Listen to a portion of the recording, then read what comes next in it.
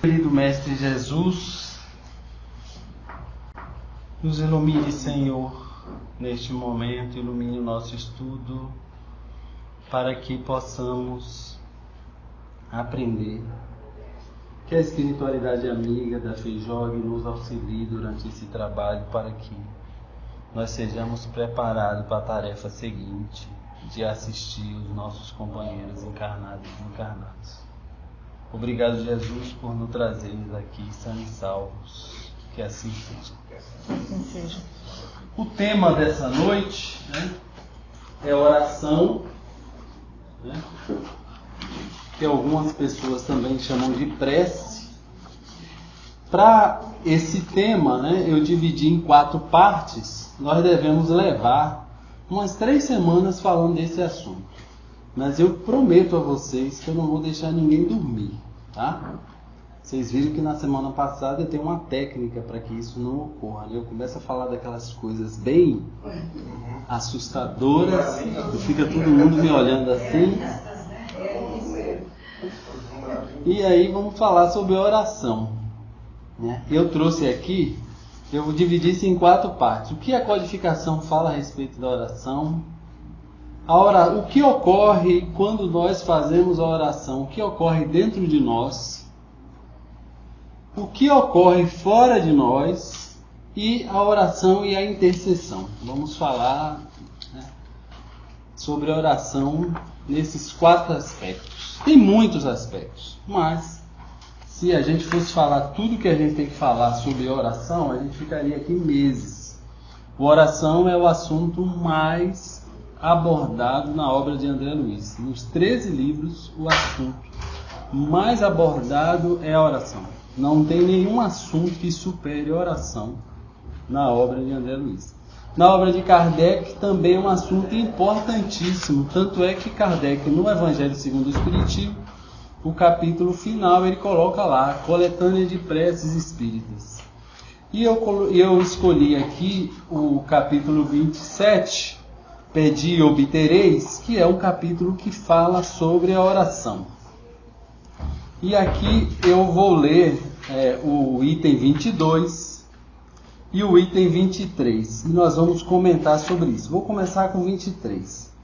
Felicidade que a prece proporciona. Primeira pergunta que eu gostaria de fazer para vocês. Boa noite. Qual a diferença na cabeça de vocês em relação à prece e oração? É a mesma coisa? Não. Ou são coisas diferentes? Não é? Coisas diferentes. Oração é para você decorar. Aí é reza. A oração é que decora. Aí se a prece ou a oração que decora? Eu acho que é oração. Pra mim é reza, você decorar. A prece e a oração. Se você faz de coração. É? Alguém mais? Não sei. A prece é espontânea. A prece é espontânea. Certo. A reza ou a oração em si são coisas. Mas se a gente for ver lá no final do Evangelho, o Espiritismo tem na preces. Isso mesmo, exatamente. Eu imagino que a oração é aquela que você tira dentro de você, é mais espontânea, a espontaneidade. Se haver É bom fazer essa pergunta, embora ela é simplesmente semântica, ela é questão de termo. Você vê que ela tem uma concepção, ela uma, você outra, eu tenho outra. Mas o que é que nós poderíamos dizer sobre isso? Eu andei estudando, a literatura espírita aborda que a prece é ritualística, é formal. Cada um tem. Né? Por exemplo, os católicos, eles têm o hábito de fazer prece. Pegar o texto e ficar lá, é ritualístico. A oração não é ritualística. A oração, isso é apenas uma semântica. Você pode idealizar isso, o contrário, você também está certo? Mas na maioria das vezes as pessoas vão ter essa concepção, que a prece ela é ritualística e a oração é espontânea, é uma conversa. O Espiritismo acredita muito que a oração ou a prece deve ser espontânea. Se prega muito que essa deve ser assim, deve ser a forma de se comunicar. Vale apenas para registro essa curiosidade. E aí, sim. Eu sempre ouvi falar que a oração e a prece seria a mesma coisa. A reza seria a vitória crística. Entendeu? Vamos rezar. Então, a rezar é o texto, a ladainha, proferir aquela coisa ritual. Exatamente isso que a gente está falando. Cada pessoa tem uma concepção diferente, mas são apenas termos. A senhora pensa assim, eu já acho que é o contrário, ela é o meio termo, então ninguém está errado. Ninguém está errado. Por incrível que pareça, ninguém está errado. Na minha cabeça, a oração é mais espontânea e a prece é mais ritualística. Pai nosso que está no céu, Pai nosso que está no céu. Né? Não é que nenhum dos dois sejam errados, mas eu quis registrar apenas para a gente distinguir. Oração do Pai Nosso, oração da Ave, isso para mim é uma oração. Termo, simplesmente termo. Agora cabe em todas elas a gente carregar com a nossa emoção, com o nosso amor. Aí é outra história. É o âmago da questão. E aqui vamos lá. Pedi e obtereis, capítulo 27 do Evangelho segundo o Espiritismo, Allan Kardec. Felicidade que a prece proporciona. Em algumas traduções a gente vai ler isso aqui como a virtude da prece também. 23. Vinde vós que desejais crer. Os Espíritos Celestes acorrem a vos anunciar grandes coisas. Deus, meus filhos, abre os seus tesouros para vos outorgar todos os benefícios. Homens incrédulos, se soubesseis quão grande bem faz a fé ao coração, e como induz a alma ao arrependimento e à prece. Como são tocantes as palavras que saem da boca daquele que ora. A prece é o orvalho divino que aplaca o calor excessivo das paixões. Vou repetir. A prece é o orvalho divino que aplaca o calor excessivo das paixões. E nós temos quantas vezes em nossas vidas, vou começar a comentar, momentos de aflições, de paixões, pessoas que fazem uso de drogas, pessoas que têm algum tipo de viciação qualquer, que quer deixar de falar tanto e fica naquele sofrimento, eu não deveria ter falado aquilo, mas eu não consigo não falar. Pessoas que têm viciações no campo sexual. E a gente diz assim, você faz uma oração e a pessoa diz assim, não tem nada mais que eu possa fazer, só oração fazer. Muitas vezes a única coisa que precisa fazer é a oração. A oração, né? Perdi. A oração é talvez o que vai ajudar a resolver aquele problema. Emmanuel, no livro Fonte Viva, tem uma mensagem chamada Maria de Magdala. Uma das melhores mensagens que tem das 760, na minha opinião. Eu me identifico muito com essa mensagem. E o benfeitor do Francisco Cândido Xavier escreveu nessa mensagem que Maria de Madalena, de todos os seguidores de Jesus, de todos os apóstolos, discípulos, foi a que teve que vencer as maiores dificuldades para se converter. Ele não diz quais eram as dificuldades, mas ele diz assim no texto. Né? A gente pensa, ela foi uma prostituta. Ele não fala isso. Ele apenas diz que ela foi que teve a vencer as maiores dificuldades para conseguir se converter e seguir ao Cristo. E ele diz que ela só conseguiu através da oração. Muitas vezes nós estamos passando por situações extremamente difíceis porque nós não oramos. Muitas obsessões não começariam se nós tivéssemos o hábito de orar, orar da forma correta. E eu pretendo que nessas 3 semanas a gente entenda o que os Espíritos, não eu, o que os Espíritos estão nos mostrando que nós oramos de forma equivocada e perdemos as benesses que a oração. Repetindo o que eu disse no início, nós dividimos o estudo de oração, que na minha opinião, de 44 tópicos, esse é um dos 10 tópicos mais importantes. Se a gente, durante esses 44 tópicos, só aprender a oração, valeu a pena tudo. Porque a oração é um dos maiores, se não for o maior benefício que tem nesse programa que a gente vai estudar. A oração, como ele diz aqui, ó, vou repetir pela 3ª vez, né? A prece é o orvalho divino que aplaca o calor excessivo das paixões. Filha primogênita da fé, ela nos encaminha para a senda que conduz a Deus. No recolhimento e na solidão, estais com Deus. Mais um ensinamento. Lembram que no tópico anterior tinha um último item lá chamado meditação, que eu falei sobre a preparação emocional, psicológica, alimentar, e a meditação eu não falei da meditação. Nós não conseguimos ainda entender que a prece é um momento de meditação. A gente precisa se recolher, analisar os personagens que nós estamos vivendo, verificar que algumas pessoas também chamam de máscara. Eu prefiro chamar de personagem, porque a máscara parece que é algo proposital que a gente coloca. O personagem a gente incorpora ele muitas vezes nem sentimos.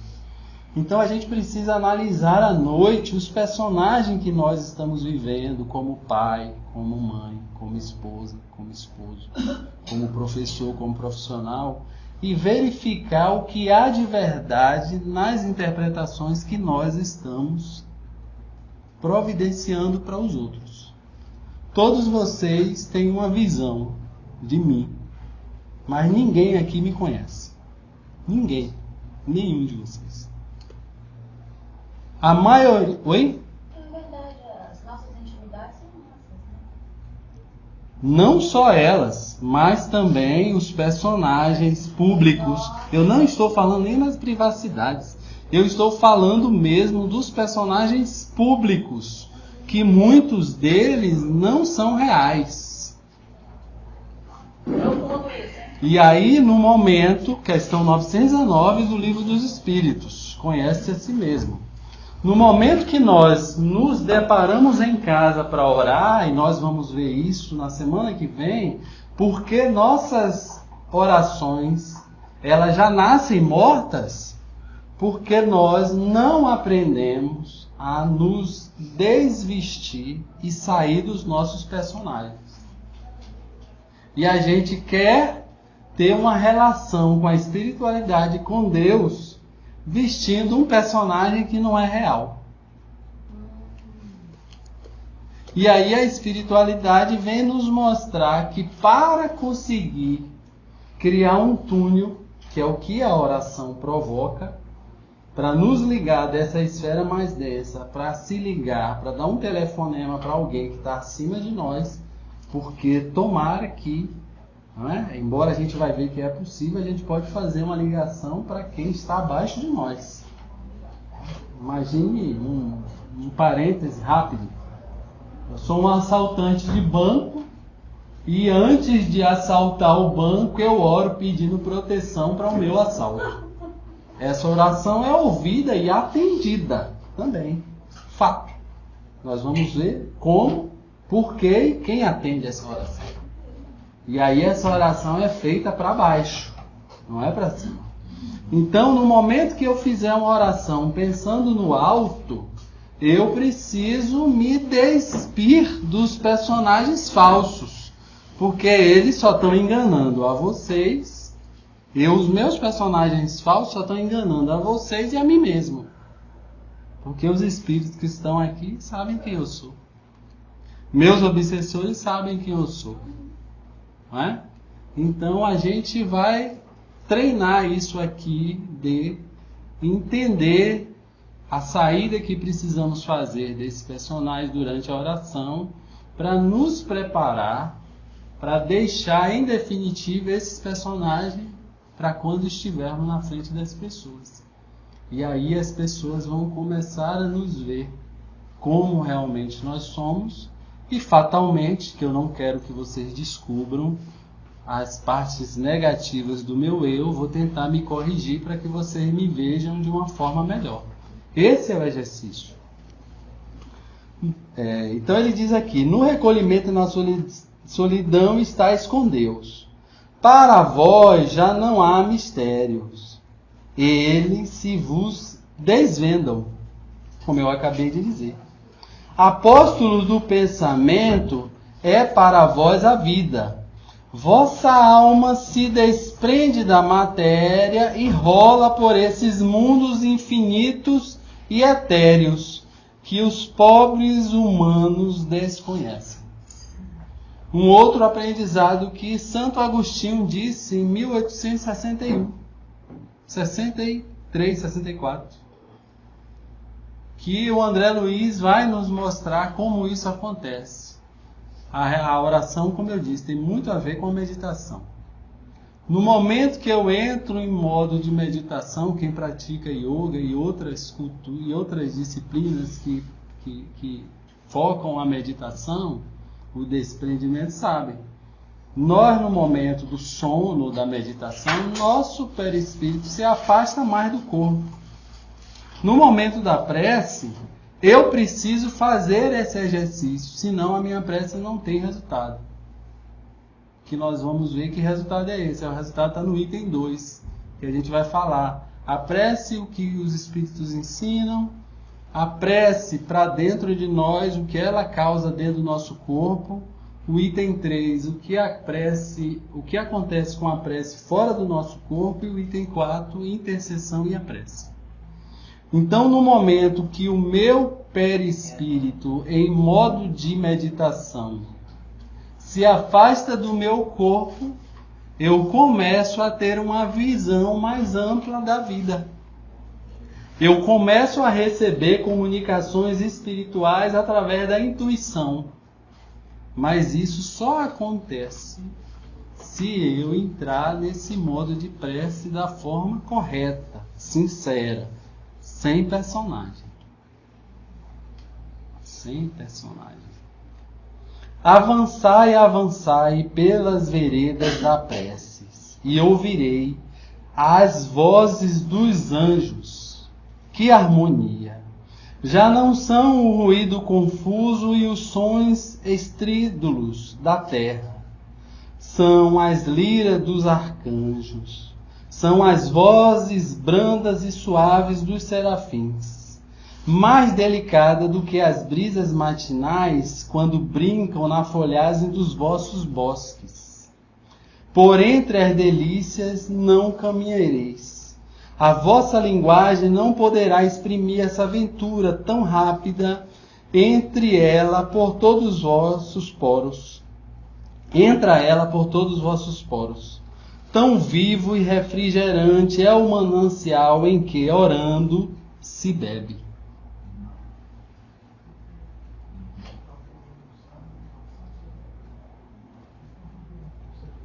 Dulçurosas vozes, inebriantes perfume que a alma ouve e aspira, quando se lança às esferas desconhecidas e habitadas pela prece.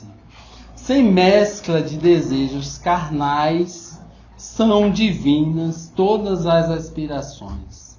Também vós orai com Cristo, levando a sua cruz ao Gólgota, ao Calvário. Carregai a vossa cruz e sentirei as doces emoções que lhes perpassavam na alma, se bem que, vergando ao peso de um madeiro infamante, ele ia morrer, mas para viver a vida celestial na morada do seu Pai. Santo Agostinho, Paris, 1861. E você vê que ele, em uma linguagem poética, fala que quando nós oramos, nós receberemos energias que impregnarão nos nossos poros. E aí o item 2, dá tempo a gente falar?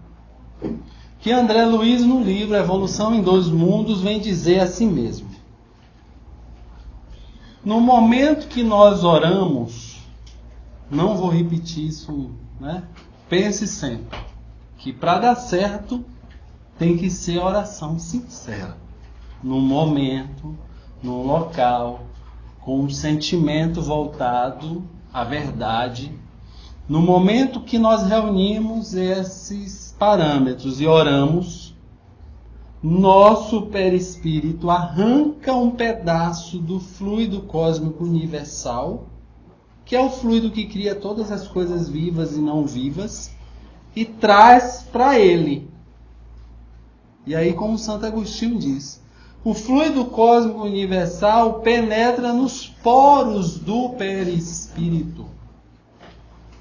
Penetra no poro dos perispírito e ocorre uma transmutação. Ele vira fluido vital. Vira fluido vital, impregna no tecido, chega até o campo celular. E no campo celular, ele vai se alojar nas nossas baterias naturais, chamadas mitocôndrias. A carga energética que todo ser humano possui para viver o tempo de vida dele é carregado nas mitocôndrias. Se alguém pudesse ler a mitocôndria do outro, veria, olha, essa pessoa reencarnou para viver 70 anos. O gasto dessa energia que foi programada para 70 anos pode ser aumentado ou diminuído, dependendo do estilo de vida que a pessoa tem. A prece é um dos maiores repositores dessa energia. Chegando nas mitocôndrias, ela provoca essa energia, já como fluido vital, provoca uma reação e faz com que a mitocôndria produza energia que revitaliza a célula. A célula de uma pessoa, por exemplo, que está com depressão, ela tem uma vitalidade deteriorada. Uma metáfora, ela está triste. No momento que o fluido vital penetra na mitocôndria e a mitocôndria produz um choque elétrico magnético na célula, a célula se revigora. E se a célula se revigora, todo o corpo se revigora. E aí a pessoa, depois de várias sessões de prece, ou se ela recebeu essa vibração de outras pessoas, que é o item 4, a intercessão, que nós vamos ver, a pessoa fica bem, fica assim, nossa, estou indo na FEJOG e recebi aquele passe e fiquei melhor. O passe é uma doação energética igual que a pessoa tem se ela fizesse a prece desse jeito. Por isso que muitas vezes a pessoa é beneficiada no passe porque ela não está em condições físicas, psicológicas de promover a auto-refrigeração, a auto-alimentação dessa energia por si só. Aí ela vem e outra pessoa faz esse procedimento todo e entrega para ela a energia pronta, porque ela sozinha não está conseguindo orar. Porque está com um problema físico, está doente, está pessimista, está obsediada. O padrão vibratório dos centros de força dela está completamente desregulado e ela não consegue fazer esse procedimento. Então, o passe é exatamente uma das formas de intercessão para colocar lá no campo celular a energia que ela sozinha não consegue fazer através da prece. Isso é o que é a prece para dentro de nós. A prece resolve nossos problemas? Resolve? Não. André Luiz, no livro No Domínio da Mediunidade, Aulus diz. André pergunta, mas Aulus, a prece é capaz de resolver os problemas? Ele, não. A prece vai lhe habilitar a você resolver os problemas. Por quê? Primeiro, você não tinha disposição para sair e batalhar pelo emprego. Você ficava lá por uma questão de depressão, pessimismo, no sofá da sua casa. Aí no momento que você faz esse procedimento todo que revitaliza o seu corpo, você acorda cedo e vai trabalhar, vai buscar seu trabalho. Você também está com um problema familiar e não consegue enxergar a solução. A solução está ali na tua cara. E no momento que você revigora as células também do cérebro, no outro dia, não é que a solução está ali, olha só. O Aulus ensina isso para André Luiz quando ele está analisando o caso do Jovino. Jovino é casado com uma trabalhadora do centro espírita e ele está com uma amante.